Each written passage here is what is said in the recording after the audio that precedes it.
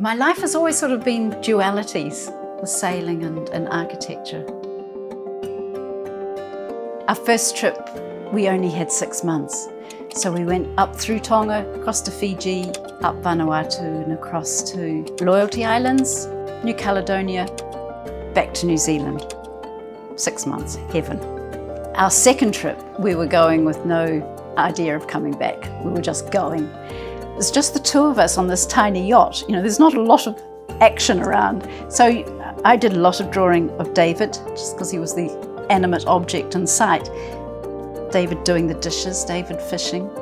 And it was always a great pleasure because it makes you look and really think about what you're drawing. So we drew a lot of architecture. It's a great pleasure now to have these things and look back, and I think it records things more than if I'd sort of taken a photo now.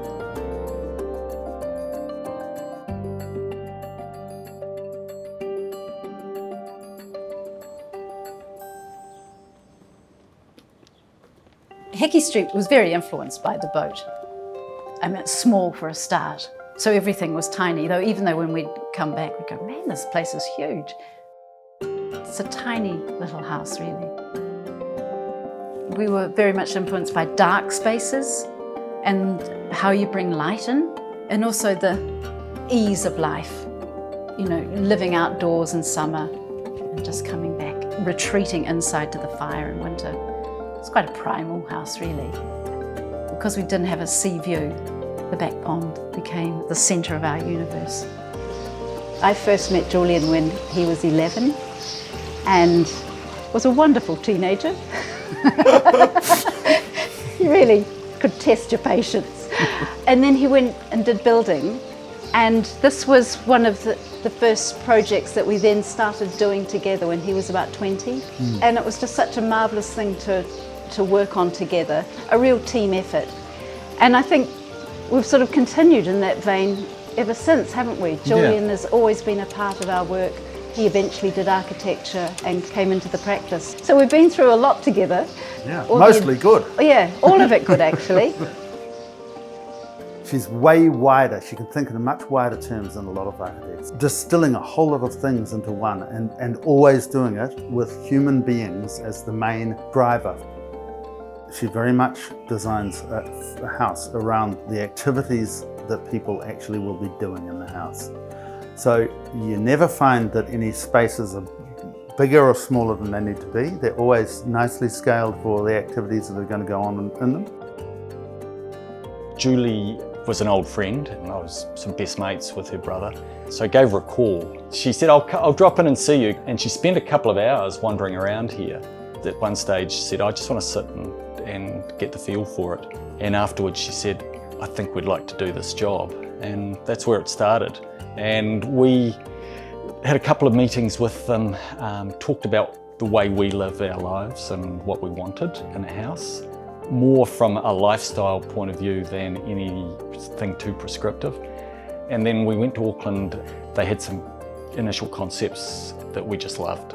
So we went with it and ended up with something that enhanced our lives and that we really love. Designing houses is one of the most fun things to do because it involves people's dreams. And they're often not that clear about what they want, but they'll talk to you about it. So you have to decipher it and delve into how people live together, how families interact. I love that sort of sociological side of it.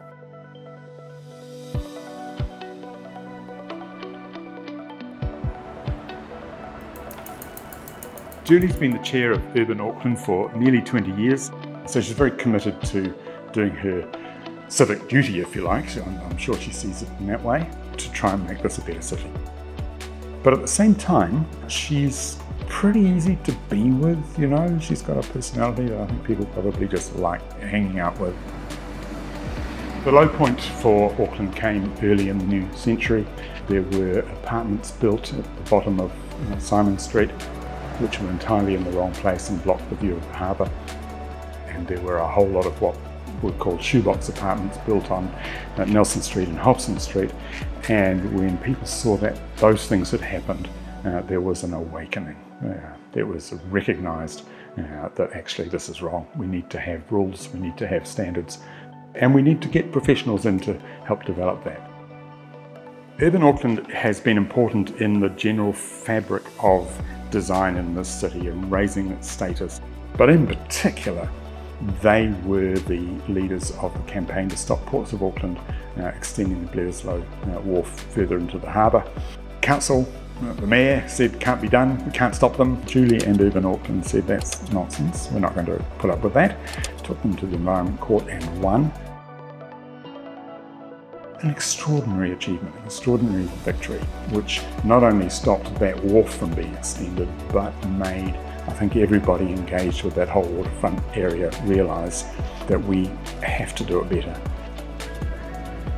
You built a united front of people angry about what was proposed. Yes. It was very broad. That to me was the heartening thing, because everyone recognised the importance of the harbour to us and to them. I mean, I remember the protests down here and people would be looking at each other going, Gosh, who are you? But it was Aucklanders, you know, it was terrific.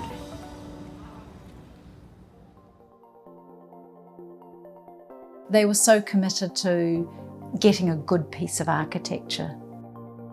They all valued architecture and what it could bring to Titirangi.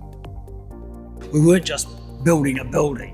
We were building something that we hope would stand for 100, 200 years, that would be a very, very significant community landmark. David and Julie absolutely got that. Every encounter was one where not only were they partly seizing and lifting our imagination, but they also drew us into the design process itself, which for a building like this is quite complex, There are a number of givens. One, the fabulously urban building of the Lopdor House, existing Lopdor House, set a scale for us to work to match that, to create that urban wall. The second was the topography, a site falling away, which allowed us to stack up the building. So that in itself created an interesting dynamic where the circulation's vertical rather than this enfilade of rooms that you traipse around. Julie's great strength, I think, is building one of her many great strengths, is building trust and relationships with clients. She was the person in the design team most responsible for supporting the trustees through the intellectual, emotional process of grasping what was going to be required.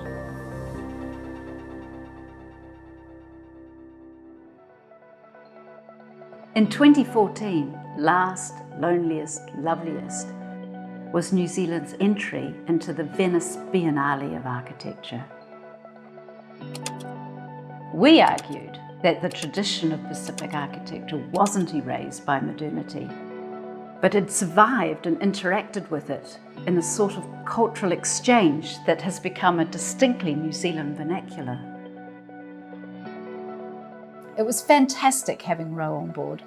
For a start, he brought that whole depth of knowledge about Māori architecture and the Pacific, but also a whole protocol and way of being together and acting that we'd witnessed in the Pacific. But it was great to then be part of it and to understand the complexity.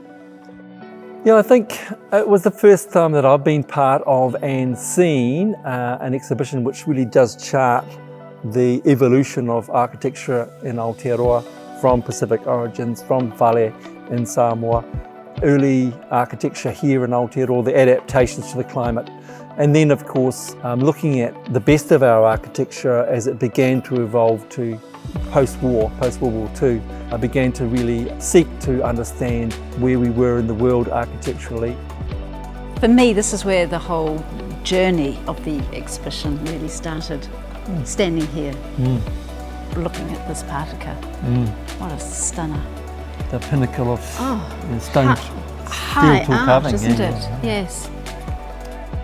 There was really that juxtaposition of us commissioning a whatarangi and then placing a model of the museum inside that as both a commentary on the role of museums and the way that they consume taonga, but also honouring this place as a tong in its own right.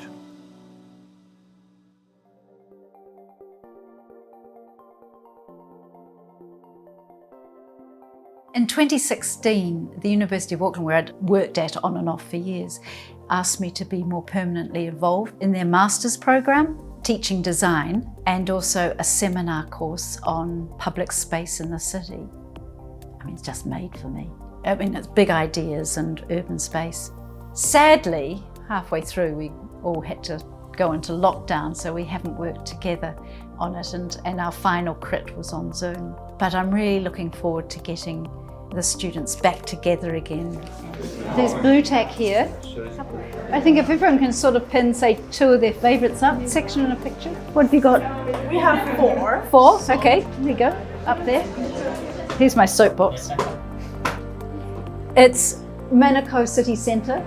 Context, relationships, really important. What your neighbours are doing, and all towards making Manukau a fantastic city for the future, with 10,000 people living in it.